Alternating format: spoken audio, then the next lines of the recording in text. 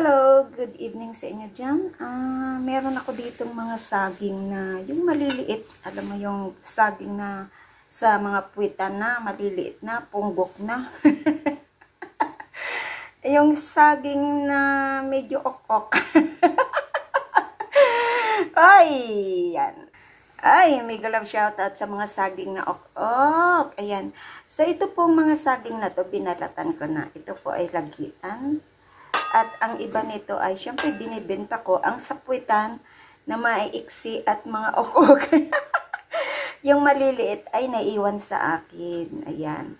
So, ayan. At gawa natin ng paraan na maluto for today. Ayan.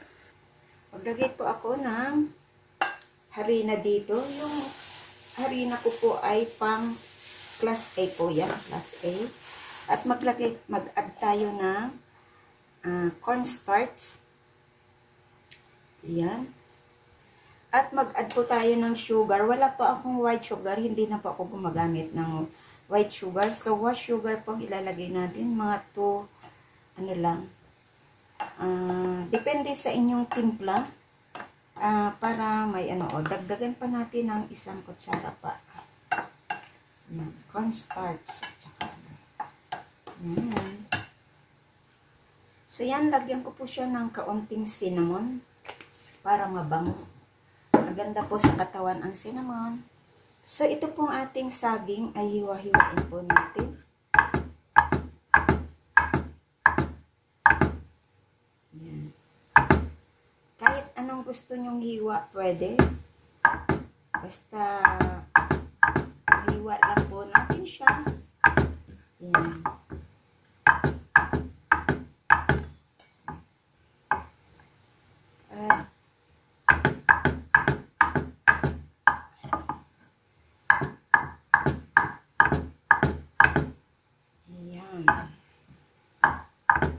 Putulin lang natin para maging maliliit lang siya.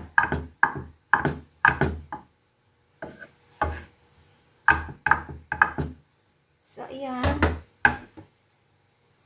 So, dito po ilagay po natin yung itlog.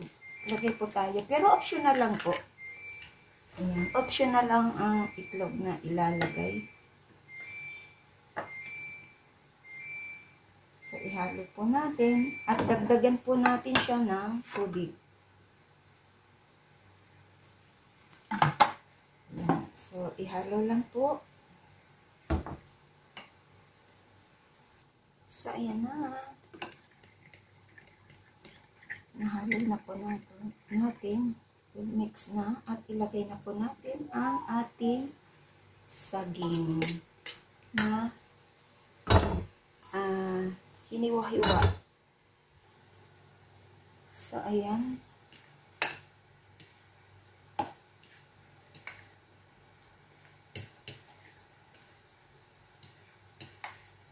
Parang ano po kasi ito eh. Alam niyo po, parang pancake siya. Banana pancake with na yung may malalaking banana siya na nakahalo. So, maganda po yan. Masarap ang harina niya.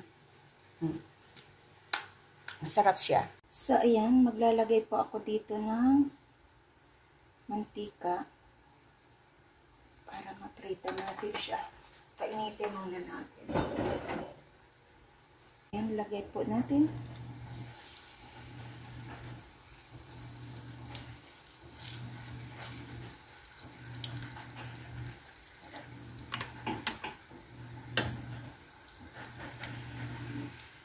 Just like, ano lang siya, parang pancake siya. Tanggalin natin itong mga nalutang. Ilagay natin sa yan. Kailangan ang ating pan ano siya, yung hindi nadikit.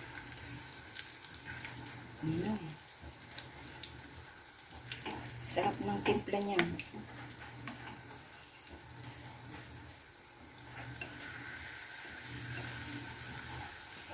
Ilagay ko lang po siya sa mahinang apoy para hindi siya maano agad masunog.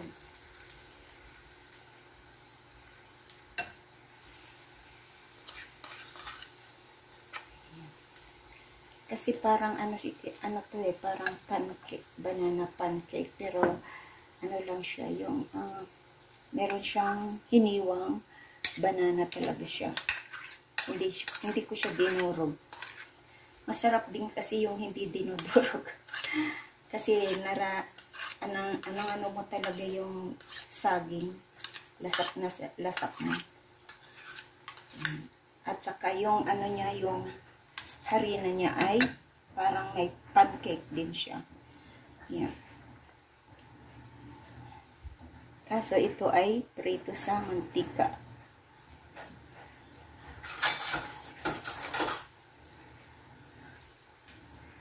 So, i-check po natin. Baka pwede na po siyang baliktarin.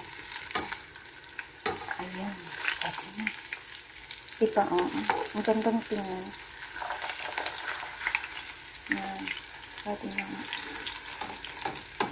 Saka yung harina niya parang, ano siya, lasang pancake na pancake siya.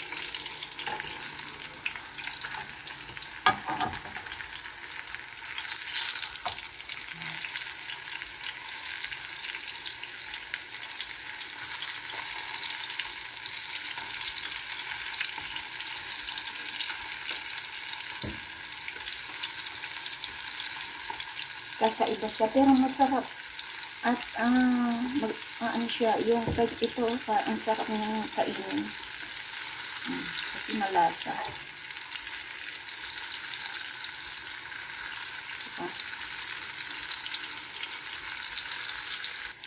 Saan yan? Dito na. Yung isa dito. Hindi pa daan. So, ito, pwede na natin ipatong dyan para So, ayan. Kailangan ko na ito din. Ilagay ko na dito sa ating lagay natin dito sa may tissue na para alahin na ang mantika.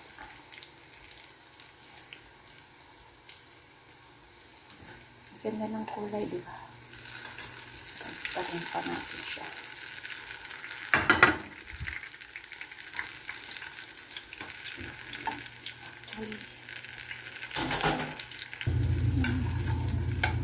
Bilis lang na. Yan. So, ito pwede natin ilagay. Maglagay tayo dito sa kabila.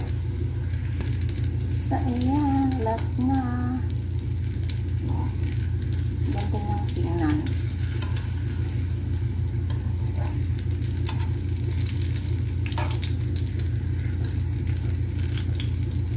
Tatlong piraso na lang yung pinaka-last na iwan. Yan. Diba? Malapit na pang matapos. Andito pala sa kabila na ubos. Ayun. So, ang last tatlo na lang na iwan. Andito pala lahat ang saging. Na andito. Yan. So, ayan. Luto na yung isa. Ito na. Oops.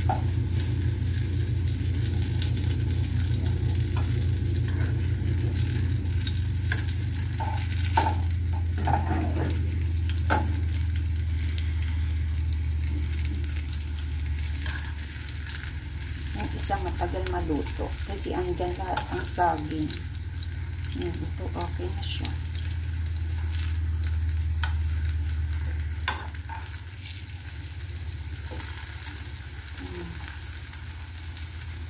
Ayan, tapos na tayo mag-prito. Ayan, tapos na. So, ayan na po ang ating banana omelette. Ayan, yummy, yummy. And mainit pa. Tingnan po natin ang laman ng ating banana omelette. Ayan, siya. Ayan. Wow, sarap. Diba? Andyan talaga siya. So, sobrang sarap po siya. Yan. Ang isa kong kuko ay may cutics. Ang isa ay wala. Yan. Oh, diba? Ang sarap. Yummy, yummy. Sobrang sarap.